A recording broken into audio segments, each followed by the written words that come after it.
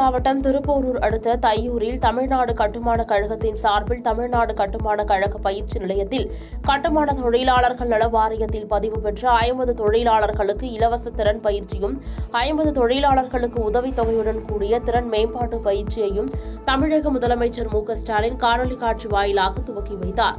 இதன் மூலம் பிளம்பர், கொத்தனார், சித்தாள் என கட்டுமானம் சம்பந்தப்பட்ட பயிற்சியால் பயனடைந்த தொழிலாளர்கள் முதலமைச்சருக்கு நன்றி தெரிவித்தனர்.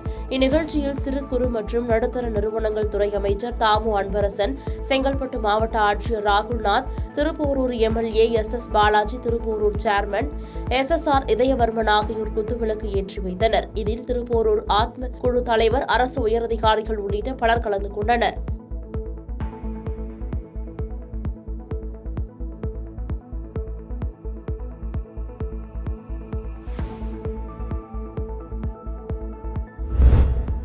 செங்கல்பட்டு மாவட்டம் மதுராந்தாங்கம் அருகே படாலம் கூட்டுறவு சர்க்கரை ஆலையை சிறு குறு மற்றும் நடுத்தர தொழில்துறை அமைச்சர் தாமு அன்பரசன் துவக்கி வைத்தார். கடந்த ஆண்டு டிசம்பர் மாதம் அரவைக்காக இயக்கப்பட்டு சுமார் 2,03,000 டன் அரவை செய்யப்பட்டது. இந்த ஆண்டும் அதேபோல டிசம்பர் மாதம் ஆலை அரவையை தொடங்கியுள்ளது.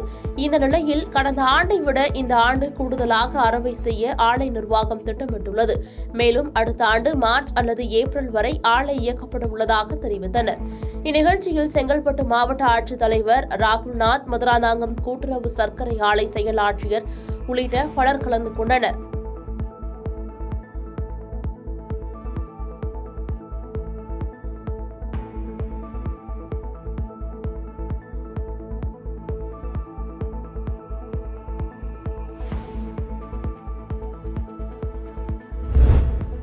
உலக பிரசித்தி பெற்ற திருச்சி ஸ்ரீரங்கம் திருக்கோயிலுக்கு வரும் பக்தர்களுக்கு ஏதுவாக இதுவரை பேருந்து நிலையம் இல்லாததால் பொதுமக்கள் மற்றும் பக்தர்கள் கடும் சிரமத்திற்கு உள்ளாகியுள்ளனர்.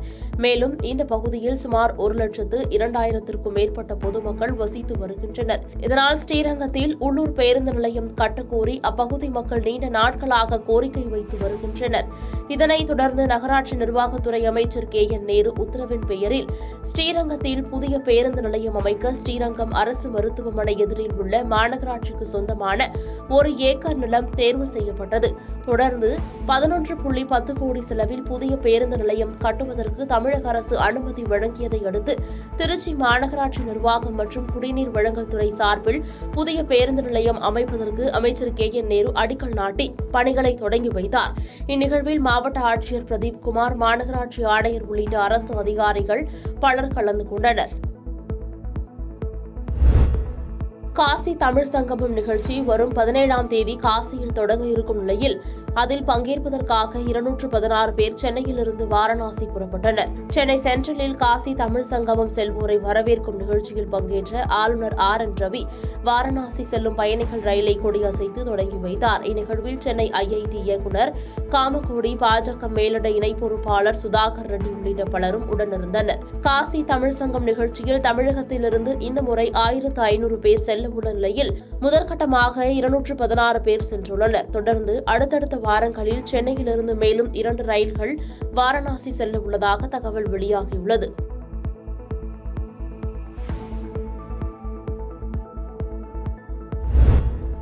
திண்டுக்கல் மாவட்டம் குளத்துப்பட்டி கிராமத்தில் சுமார் 1000க்கும் மேற்பட்ட பொதுமக்கள் வசித்து வருகின்றனர்.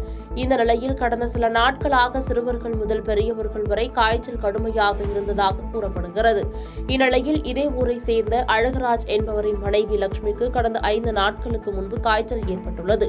இந்த காய்ச்சலுக்காக நிலக்கோட்டை அரசு மருத்துவமனையிலும் தனியார் மருத்துவமனையிலும் சிகிச்சைக்கு சென்றபோது ஊசி போட்டுள்ளார். இதையடுத்து காய்ச்சல் தீவிரமடைந்ததால் திண்டுக்கல் அரசு மருத்துவமனையில் சிகிச்சை பலனின்றி பரிதாபமாக உயிரிழந்தார். இதன் எதிரொலியாக கிராமத்தில் மருத்துவ முகாம் அமைக்க கோரி பொதுமக்கள் கோரிக்கை விடுத்துள்ளனர். திருப்பதி ஏழுமலையான் கோவிலில் பிரபல ஹிந்தி நடிகை தீபிகா படுகோன் தனது குடும்பத்தினருடன் சுவாமி தரிசனம் செய்தார். முன்னதாக அலிப்பிரி நடைபாதை வழியாக திருமலை வந்தடைந்த தீபிகா இரவு பத்மாவதி விருந்தினர் மாளிகையில் தங்கி இன்று காலை VIP தரிசனத்தின் மூலம் சுவாமி தரிசனம் செய்தார். பின்னர் ஆலய ரங்கநாயக மண்டபத்தில் தீபிகாவுக்கு வேத பண்டிதர்கள் ஆசீர்வாதம் வழங்க ஆலய அதிகாரிகள் பட்டு வஸ்திரம் அணிவித்து தீர்த்த பிரசாதங்களை வழங்கி கௌரவித்தனர். தொடர்ந்து ஆலயத்துக்கு வெளியே வந்த தீபிகா படுகோனை பார்க்க அவரிடம் புகைப்படம் எடுக்க ரசிகர்கள் பெரும் அளவில் குவிந்ததால் சிறிது நேரம் பரபரப்பு ஏற்பட்டது.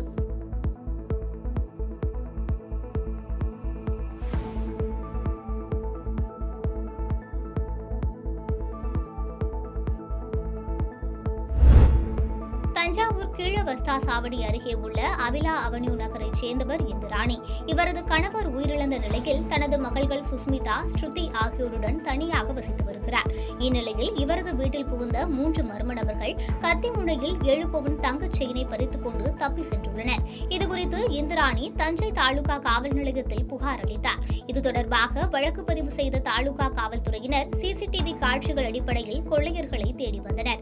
இந்த நிலையில் கொள்ளை சம்பவத்தில் ஈடுபட்ட தஞ்சை சிவகாமி நகரைச் சேர்ந்த சதீஷ், மனோஜிப்பட்டி ஐயன் திருவள்ளுவர் நகரைச் சேர்ந்த சரவணன் இருவரையும் கைது செய்துள்ளனர். மேலும் ஒருவரை போலீசார் தேடி வருகின்றனர். தஞ்சாவூர் விக்டோரியா நகரைச் சேர்ந்தவர் நித்யா. இவரது கணவர் சுந்தர் கணேஷ். இவர்கள் இருவருக்கும் இடையே குடும்ப பிரச்சனை இருந்து வந்துள்ளது. இந்நிலையில் சுந்தர் தனது மனைவி நித்யாவை சரமாரியாக வெட்டிவிட்டு காரை எடுத்துக்கொண்டு யாகப்பா நகர் பிரதான சாலையில் உள்ள பால் டெப்போவில் இருந்த கடை உரிமையாளர்கள் கோபி மற்றும் தாமரை ஆகிய 2 பேரையும் வெட்டிவிட்டு காரில் தப்பி செல்ல முயன்றார். அப்போது செங்கிப்பட்டி அருகே டிப்பர் லாரி மீது கார் மோதி விபத்துக்குள்ளானதில் சுந்தர் கணேஷ் சம்பவ இடத்திலேயே உயிரிழந்தார். இதுகுறித்து தஞ்சை தெற்கு தமிழ் பல்கலைக்கழகம் மற்றும் செங்கிப்பட்டி போலீசார் விசாரணை மேற்கொண்டு வருகின்றனர். பாதகம் செய்பவரை கண்டால் நாம் பயங்கொள்ளலாகாது பாப்பா. மோதி மிதித்து விடு பாப்பா, அவர் முகத்தில் உமிழ்ந்து விடு பாப்பா. அண்மை செய்திகளை உடனுக்குடன் தெரிந்து கொள்ள இணைந்திருங்கள் எம் நாடு தொலைக்காட்சியுடன்.